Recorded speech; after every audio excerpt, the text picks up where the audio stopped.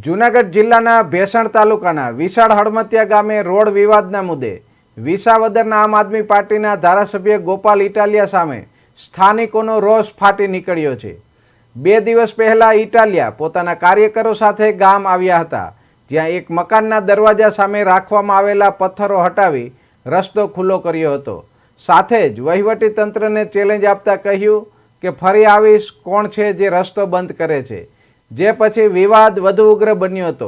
સ્થાનિક રહેવાસીઓએ આ ઘટનાને પબ્લિસિટી સ્ટન્ટ ગણાવ્યું છે। લોકોનું કહેવું છે કે મામલો હાલમાં કોર્ટમાં છે અને નિયમિત કામગીરીમાં મૂકેલા પથ્થરો ફરી ગોઠવવામાં આવ્યા હતા। તેમ છતાં ગોપાલ ઇટાલિયા ગામમાં આવીને શાંતિ ભંગ કરવાનો પ્રયાસ કર્યો છે।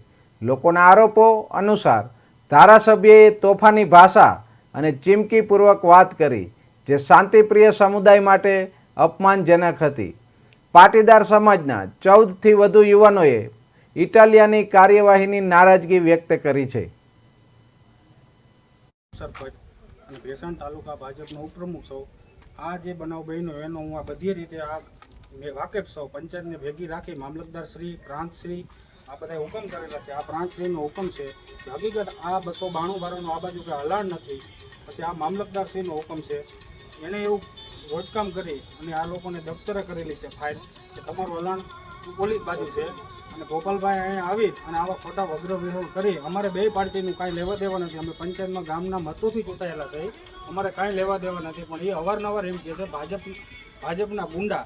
હવે આ કર્યું એ ગુંડો તો તું છો ભાઈ મોટો। અત્યારે તે પાટીદારના 14 છોકરાને હોમી દીધા, તારે અમારા ગામમાં આવી અને આવું કૃત્ય કરવાનું ભાઈ અમને બધાવાસ તારે કોર્ટ હુકમ કરે તો આ પહેલાં આ પાર્ટી લેવા અત્યારે તૈયાર છે।